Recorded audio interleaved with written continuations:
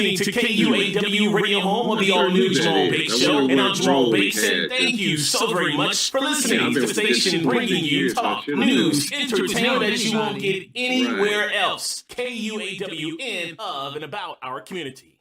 This is the last weekend before Christmas, and on Blue Simon City, we're rapping, get it, wrapping up our all Christmas blues. Energy a little different when the blessings accrue. Hey, who you talking to? Just know I ain't no regular fool. Could be anything in the world, but I can never be you because I head tied like I'm on my tiptoes, baby. You think a little too small. I got big goals, baby. Ain't where the money at. Look, I just need the info. Pronto, I go and get it and split it with my kinfolk daily, and I'm the type of that might change my number on you. Yeah, that's how you react when people took a slumber on you. Pretty brown skin, baby. I can see the summer on you. You see all the bread, and I know it make you wonder, don't you? I ain't surprised at all. Seen them rise and fall. Went up the mountain, it wasn't hard to climb at all.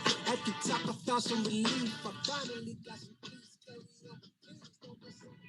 All right, I do believe I am live, and I am Ina P. Montgomery. I am a Digi sis in the Digi world, and also executive director of Urban Tech, where the TEC is the acronym for Technology Empowered Communities. And as you see, I am celebrating Black History 365 education, because we all know it does not end February 28th. I'm Black 57 years, gonna keep on moving. For us Black folks, we know we're Black every day. So we don't, it's all good February 1st through 28th, but we celebrate Black history every day. And so it's all good.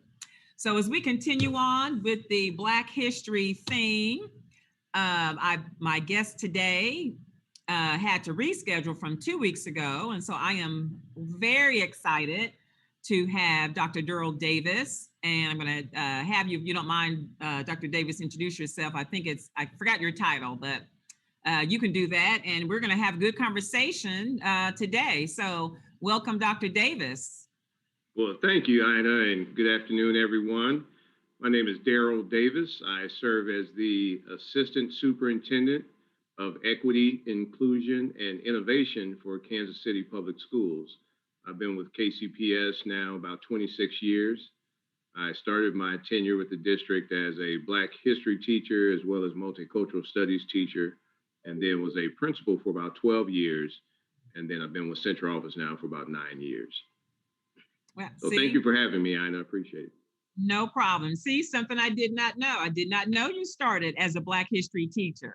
Yes. So I've been that was my foundation. So I went to school specifically to teach Black history, and really just had a passion for social justice. And so in majoring in social science, it was my goal to teach young people and share my passion for Black studies and our history and culture. And so I came in at the tail end of the magnet era. So we actually had a social studies magnet school once upon a time, and we had just a number of courses that, like global studies, that don't exist today. And the story, when the magnet era ended, they didn't need all of those magnet teachers. And so that kind of ended that. But I'm glad that Kansas City Public Schools is bringing back Black history in the fall semester of 2021. Yeah, I've heard about that. Now, before you go there, what school was the social science magnet school? It was at Northeast Middle School and at Northeast High School. So when I came into the district, we had 72 schools in the district. Every single one of them was a magnet school. So they all had a specialty, and kids could live at any corner of the district. Actually, you could actually live outside the district, and the district would bus you to that school of choice. And so today, we've gone from the 72 magnet schools down to about maybe 8. We call them signature schools today, but it was a good time, and it was we had many great programs. Mm-hmm. Yeah, I remember those days here at Central High School where I'm housed. This was the I think computer and science magnet. Is that right? That's right. That's right. Yeah, Central High School was the computer and sports.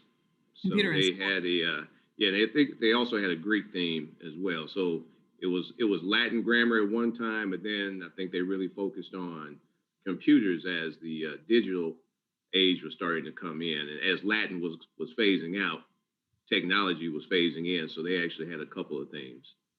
Wow. So you said that this fall, KCPS will be teaching some Black history classes. Yeah, so it's been, I believe, since about 2010 Mhm. since the district has offered a Black History course. Now, we do have an elementary school, AC Prep, African Center College Preparatory Academy. It's a K-8 program, and they are getting, Black history every day of the year. So I do want to acknowledge the work that's going on in that African Center program. And then at Southeast High School, some of these students who leave AC Prep will continue their studies at Southeast, and within Southeast, they have a cohort of students who attend certain classes there. I believe they have African American history, African art, and maybe one other course that they continue. But the vast majority of students in the district have not had a consistent offering of Black history for the last decade. Mm. Wow. So who pushed for, was there like a committee or one person who really advocated for those classes returning this fall?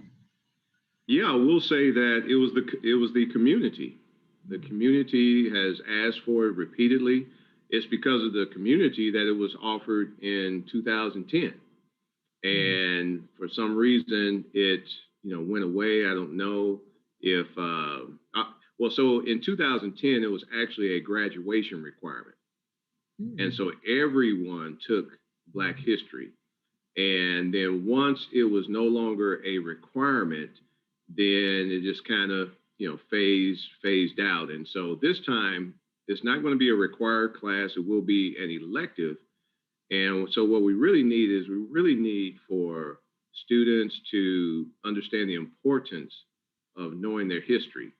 And so a lot of times we'll place value on classes that may lead to a particular profession. Students can see why they may need algebra or calculus if they're going to become an engineer or, working with a math related, STEM related field. But for Black history, they may need the support to understand the relevance to their world, their future world. And you and I know it helps us put our society in context. For example, last year in 2020, schools were celebrating the 100-year anniversary of the women's right to vote. But I had to, interject myself and explain that it wasn't for all women. So we have to be careful about saying the 100-year anniversary because Black women couldn't vote until 1965, until the Voter Rights Act. And so when the history of African Americans, or even history as it impacts African Americans, is left out of the textbook, is left out of the narrative that students hear, they have an incomplete view of history. And so this is for all students, Black students, Latino, Latinx students, white students, everyone can benefit from understanding the lived history, the personal stories that would be included in a Black history course, and it will just give everyone a more complete version of history, I'll say. So is this going to focus on any particular era, or is it just going to be like a general overview? Because I know, like when I was in high school, slavery, slavery, slavery, and then we jumped to the 60s, and then, one page on the civil rights movement, and then that was minimized, and then that was it. So is this going to be a little bit more comprehensive, or how are you guys going to handle that? How's it going to be delivered? Yes, that's a great question. And there is a lot of content, obviously too much to put into one semester. So the course is actually going to be split into 2 semesters, full year course. And if history was taught correctly, we really wouldn't need a Black history class because they would hear Black history alongside everything else. You can't separate Black history from the fabric of America, being that we've been here on record since 1619. And That's a long time. That's 400 years. So, so it's not like you can't separate American history. Even from Crispus Attucks, the first person to die in the Revolutionary War, all the way up through, colored, what then called colored infantries for the fighting in the Civil War. I mean, we fought in every war since the founding of the country. And so, but if you don't hear that mentioned in your textbook, then we're relying on Hollywood to teach us. We're relying on Hollywood to produce red tails. Right. Like, wow, there were Black fighter pilots. Like, that should be in the textbook. We need Hollywood to produce the movie Glory, to know that Blacks fought in the Civil War. We shouldn't need Hollywood to tell us that there were, Black scientists or mathematicians, working for NASA, hidden figures, So Hollywood has been doing a better job of telling the story of Black history than our traditional curriculum. And you asked another question in there. So what era is it going to focus on? So I am not the one who is specifically pulling together the units, but the curriculum team that is compiling those units, they did, ask my opinion, and they sought my input prior to starting down this venture. And so I will say that from our conversation, we felt it was important that we don't start with slavery. We have to start from what were we doing before the ships showed up on the coast? Because what we have to realize is that the way Black history was taught when you and I were in school, it looked like we had no beginning, prior to coming to these shores, which is simply not the truth. When we're the oldest folks on the planet, but when we don't share that story in the classroom, then students really, are that huge void there. And so the first unit is going to focus on West Africa, but also other African kingdoms. And then it will move to the Americas. Another thing that's important about this particular curriculum is that I asked them not to focus solely on the struggle. So we know that we can't separate the struggle.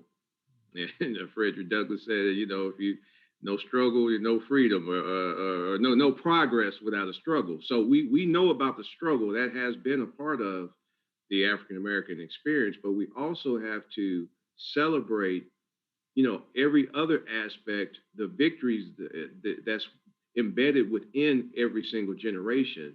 So so we have to include all of those narratives, and so they're working to compile all of that, and I also like that there's going to be a focus on Kansas City, so if there's a local context in there as well. So it'll start with, the world, some national for US, but then also it's going to bring it home so that students understand this local context, this local context, well, I told you I taught Black history, but really if you don't mind me just kind of sharing just my upbringing here in Kansas City. I'm a Kansas City native, and just growing up and just listening to stories, just from my father and other relatives, really had a chance to learn about oppression and segregation in Kansas City, redlining, being that I wasn't born to experience it myself, but over time I began to realize,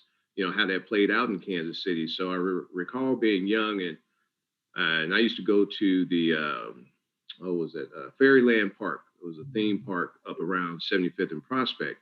And this one particular day, my father had mentioned that when he was young, he could only come out once per year. I assumed that is because of economics. My but my grandfather, he grew up in Carthage, Missouri, and in Carthage, they didn't have a high school for African Americans. So the black education in Carthage was completed at about the 9th grade, which was the case for most districts or areas around the state. There were only about 15 black high schools in the state of Missouri. And so you had to get to a city that had a high school. And so, Kansas City being 2 hours away, my grandfather couldn't get, up to Kansas City, two hours one way, 2 hours back.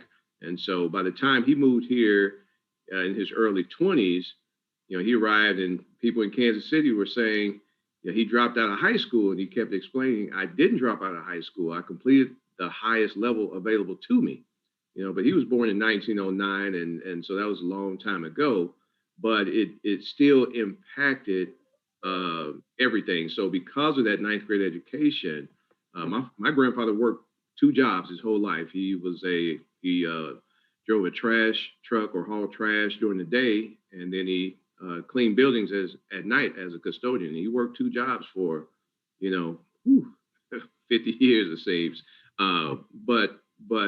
So through economics, that's what I thought my father was referring to. And then when I questioned him about that, you couldn't afford to come here? He said, oh no, Black people could only come out 1 time per year. And so to hear that story at such a young age, well, now help me understand this. Because of the color of your skin, you can only come out. And so had to get it was basically a whole childhood of understanding, the areas of town that my father could not venture into. So my father growing up in the segregated Kansas City, where the Black community was really between Independence Avenue and 27th Street, from the north to the south, and then of course Troost Avenue on the west side, and then a little east of Van Brunt. So it really was a really small community. And so, everything was there. You had a couple of movie theaters. We all know about the Gym Theater. There was another one not far from there. You had your stores, your shops, your jazz district. You had the Monarchs played not far from there, right behind current day where Lincoln sits. In fact, the reason Lincoln was built at 22nd and Woodland is because it needed to be in the Black community. And so within Lincoln, it was not only a high school, there was also the public library for Black people was inside of Lincoln. The junior college that Black people could attend was inside of Lincoln. So it really was the educational hub. And so from that, I just got a chance to just learn about, all of the marginalization that occurred and lack of access to certain things. And when I learned that current day, Dr. Davis, go ahead, jump on in there. I was gonna say, before you leave that point, it's almost like the irony that with us being segregated and contained, if you will, in that section, we thrived. We had successful Black businesses, we had a community. And so I think, I just think about that because is it Brooklyn, or what was the area of town where the educators lived, and people knew that community? But I know I'm not a native Kansas Cityan, but people said those were the days when Black Kansas Cityans thrived, when we were segregated. Yes, there was actually a lot of opportunity in segregation, and in a lot of ways, the quality of education was far superior back then because it was a sign of the time. So you can imagine where, someone could have a PhD in chemistry, but they couldn't gain employment in the broader society, so they were teachers. So at Lincoln, prior to integration, most of the teachers had doctorate degrees. So it was like going to a college class, at Lincoln High School. And so when people like Lucille Bluford, she graduated as valedictorian, they really received a superior education. It really was like going to college. And then listening to, our elders like Mr. Ollie Gates, entrepreneur, businessman, president of Gates and Sons Barbecue, he would tell the stories about his days as a student there. And since they couldn't, he was a football athlete, because they could not compete against the other high schools in Kansas City. They could only compete against other Black high schools. So that means they had to travel. So you had Sumner in KCK, you had another Sumner in St. Louis. There was a Black high school in Sedalia, one in Omaha. You had Booker T. Washington and in Tulsa. And so in order to have a football schedule, they actually had to travel like a college team, and so it was a really great experience. And then also you had your teachers, your cafeteria employees, everyone lived in that small area. So everyone knew everyone. So everyone, looked out for you the way your parent would. And so it was there was love in that cooking, in the cafeteria and so forth, and love in how people would instruct their students as well. Yeah, I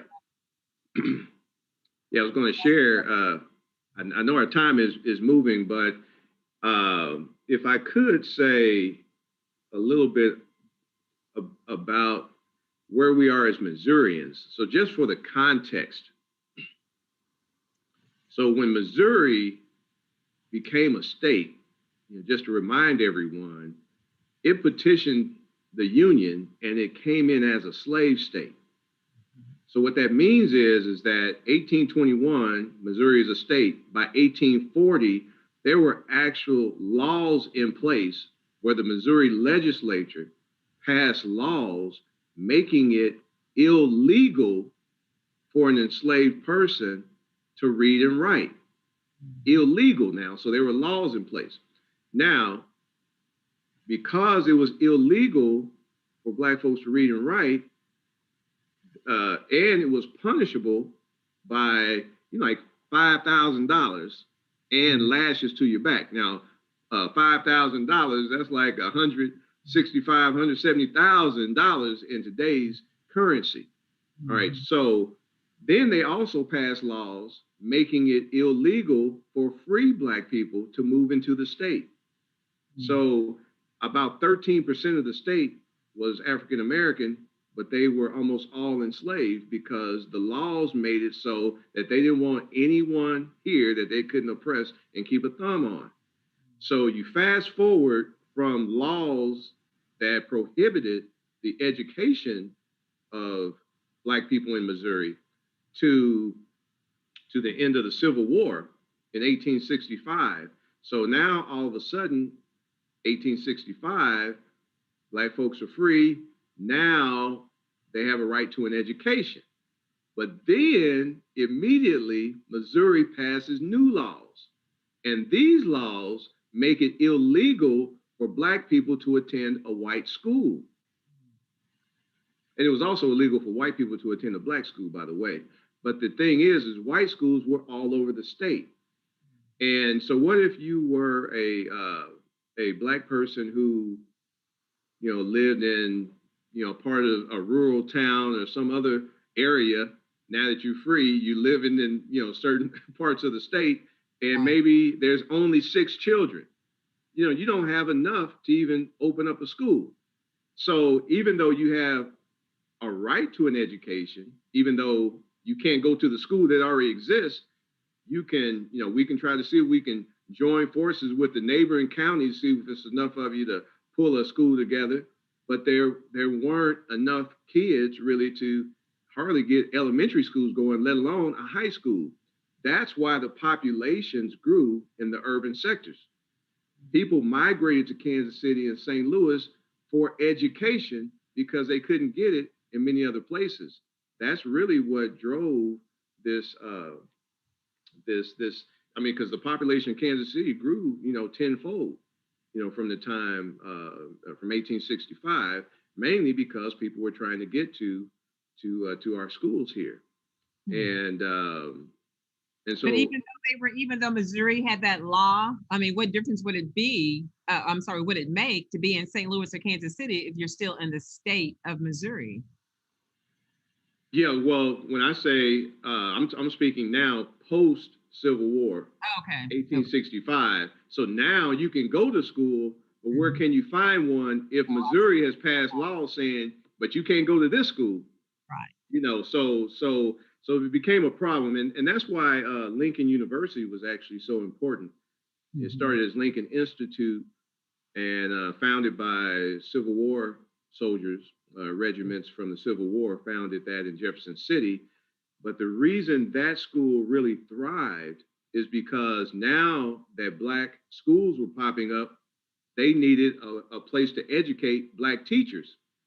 So the state of Missouri gave Lincoln U, or Lincoln Institute at the time, a grant in order to train and certify teachers.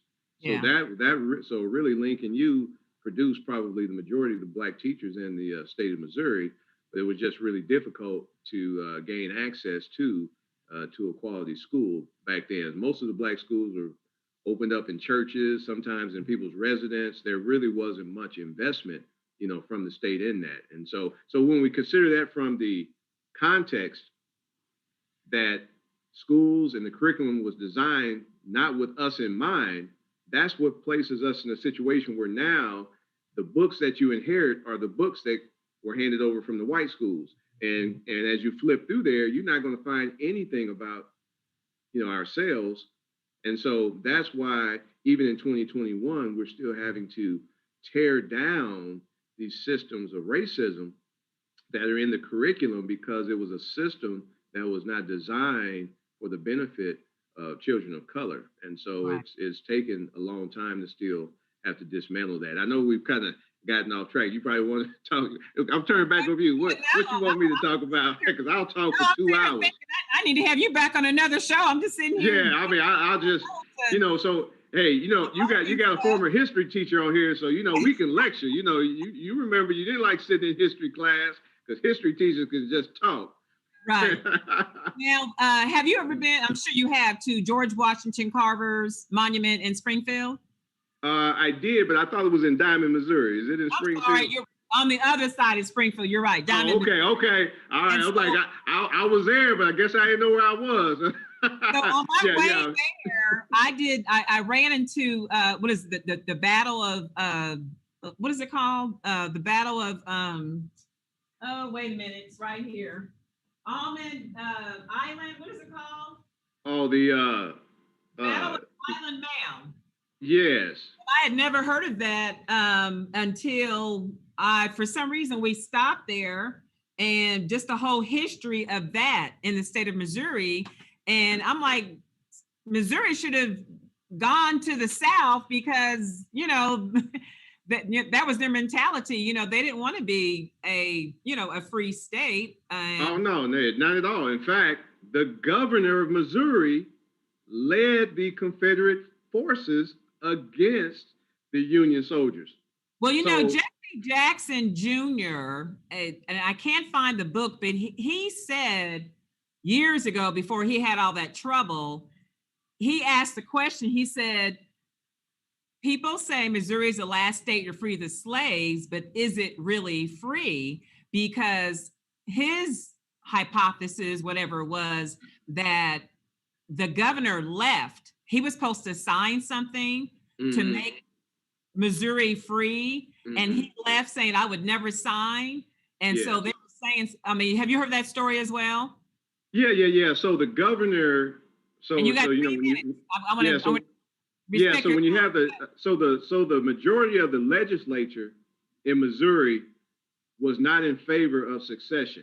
They didn't believe in, fighting against their own country. They actually wanted, even though Missouri was a slave state, they didn't want to break from the Union. However, the governor of Missouri was pro-Confederacy. And so it was at odds there. And and one of the first Civil War battles was actually in Carthage, Missouri.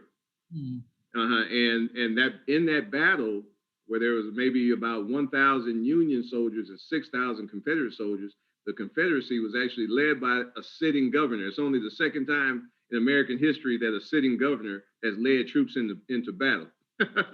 So, but you're right. So we have when you got that, then you have 45 who led. He led an armed insurrection and told him, I'll meet you there, but he didn't show up. Where this governor actually did, he was there on the battlefield with them. That's how much he believed in it. but that is our foundation as a state. And so when we're still battling, you saw opening day for the Kansas City Chiefs this past season, where the Chiefs locked arms with the Dallas Texans for a show of support for racial justice, and the crowd booed in Kansas City. So that is a reminder where we live, and that they'll cheer for you to go to the Super Bowl, but stand up for racial justice, and there was booing. That's on, you have to search for it on YouTube, but those reminders keep coming up all the time.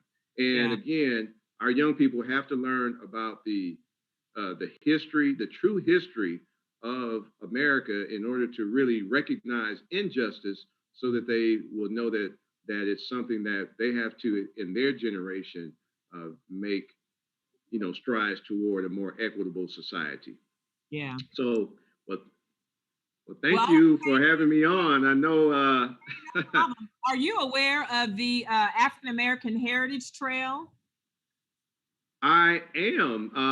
Yes, I am. There's there's all these different sites, and I was looking at it for the first time today, because I'm doing a half marathon March 6th, and it's called I Have a Dream, and it's virtual. So I have to map out my own route.